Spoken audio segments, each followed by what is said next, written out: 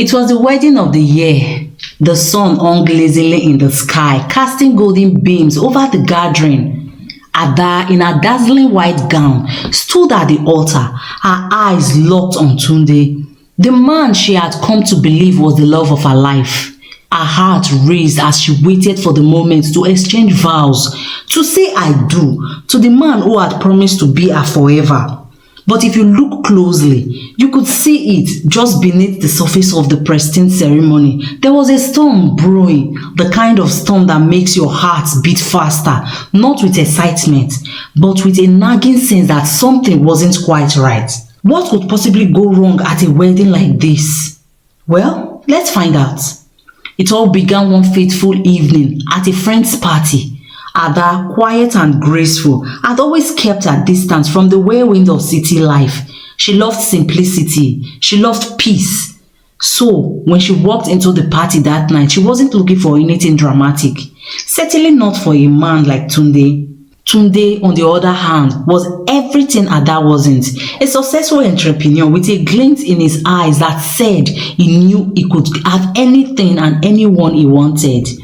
Charismatic, confident and dressed to impress, he spotted Ada from across the room like a hawk eyeing his prey. His heart raced, but it was a calculated move. He knew what he wanted. Her. He started small, offering her a drink, complimenting her smile, and soon, Ada, despite her weariness, found herself drawn to his attention. She had been hurt before by someone who had promised everything and delivered nothing. But Tunde, with his persistence and charm, made her believe in love again. The phone calls, the late night chats, the surprise dates, all of it made her believe she was falling for a man who was truly different. I think I found the one, Ada confided to her best friend Nneka one night over wine. Are you sure though?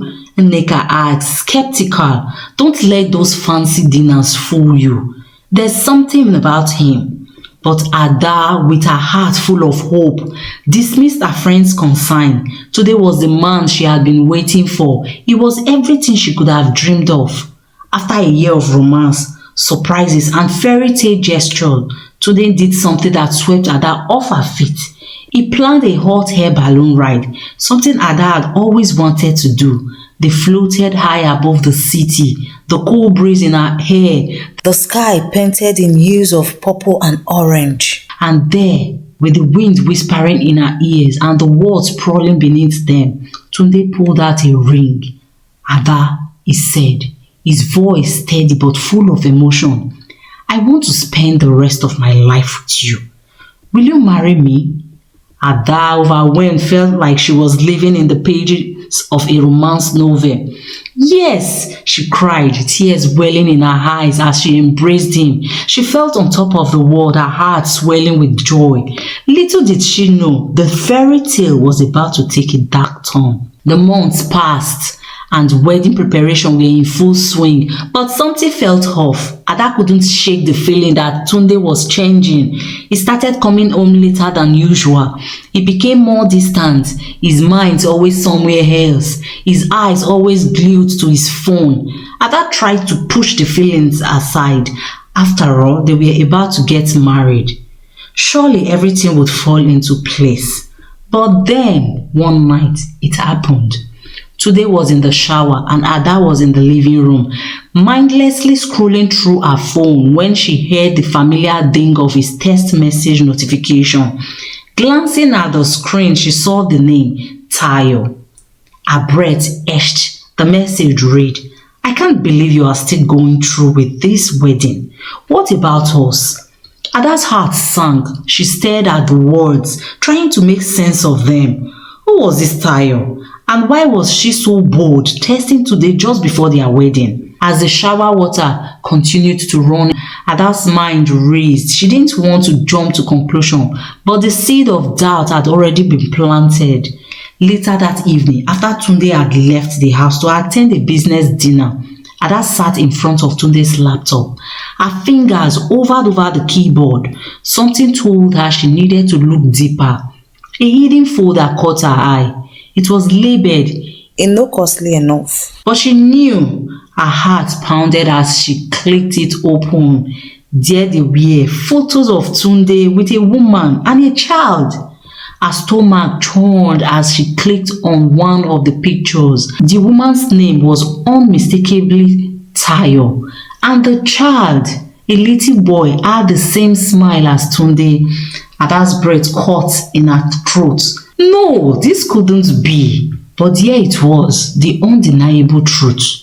Tunde had been lying to her. He had a child with his woman, Tayo, and had promised her marriage. Fury and heartbreak swelled inside Ada.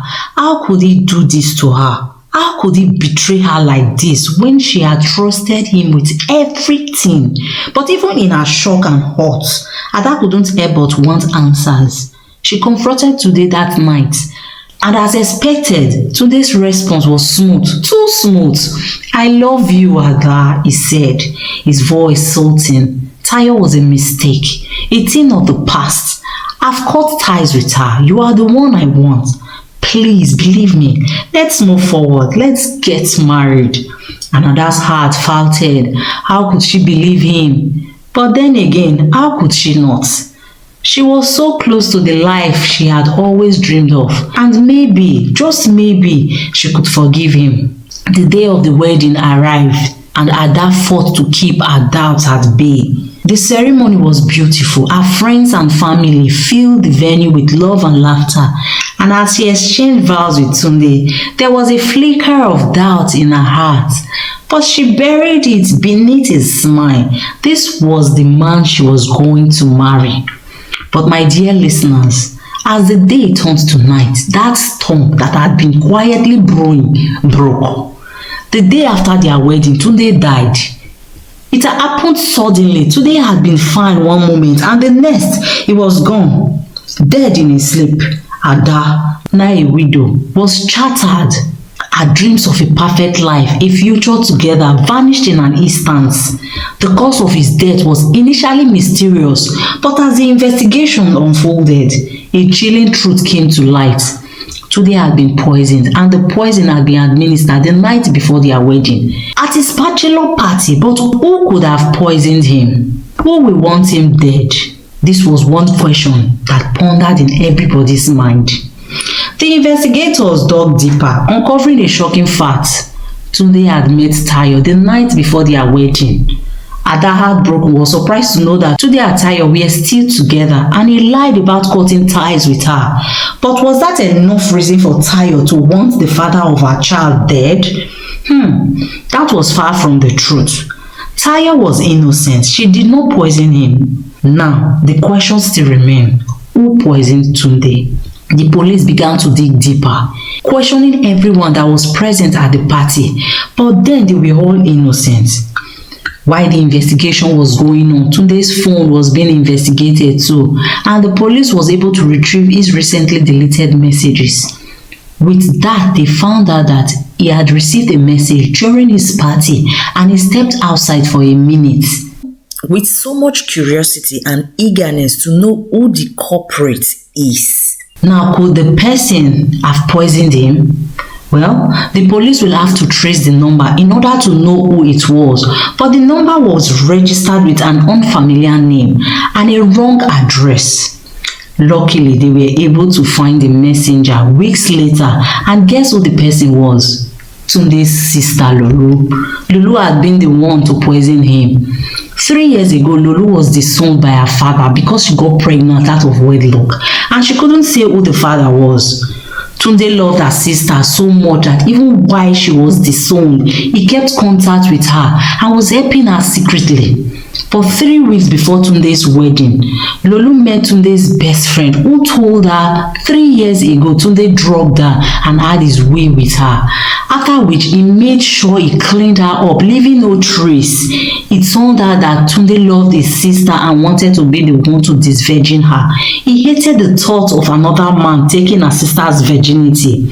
When she woke up that day, she felt pain, ache and discomfort, but she thought it was as a result of drinking too much the previous day because she actually went drinking with his brother and friends. So in a fit of rage and betrayal, Lulu had decided that Tunde is a monster. In her mind, poisoning him was the only way to ensure he paid for the pain he inflicted on her. She had been consumed by heartbreak and revenge. Ada sat alone, lost in thought. She is left to process the depth of Tunde's betrayal, and she feels crushed, not just by his lies, but by the way his death has left her alone, haunted by the man she thought she knew. In the aftermath, Ada struggles to pick up the pieces of her life. She attends therapy to try to move forward, but the memories of Tunde and his lies weighed heavily on her heart. But finally, Tunde is buried, and Ada, standing by his grave, can't help but feel conflicted. She mourns him, but also the life they were supposed to have together, the future he promised her. Days passed, and Ada slowly comes to terms with the harsh truth. Today's death, his betrayal, and the shattered future, they all haunt her. But she begins to realize that she must move on, for herself at least. And slowly, Ada returns to her life, starting to rebuild herself. She returns to work and reconnects with friends, but the scars of her past are forever imprinted on her heart. Ada takes time to forgive herself. She blames herself for not seeing the signs, or rather not listening to the signs. But slowly, she understands that the responsibility lies with Tunde, not her. She begins to move forward, rediscovering herself. She goes on a trip and meets new people. The pain of the past will never truly leave, but she learns to live with it. Meanwhile, Lulu faces justice for her actions. But Ada knows that no punishment can bring Tunde back. The law may do its part, but the emotional scars remain.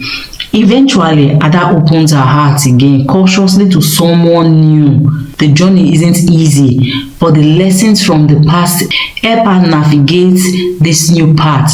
As she sits at a park one day, she reflects on her journey, the love, the betrayal, the loss, and the strength it took to keep going. She realizes that though she was heartbroken, she is not beyond repair. Ada writes down the lessons she learned about love, trust, and the importance of being true to oneself. She understands now that sometimes the hardest thing to do is to walk away, but it's often the only way to truly move forward. And she visits Tunde's grave one last time, not to mourn him, but to say goodbye, because now she is ready to move on, knowing that the future she once dreamed of is no longer her path. She's ready to walk a new journey, one that belongs to her. If you enjoyed this story, don't forget to like, share, and subscribe for more captivating tales from the hearts of Africa.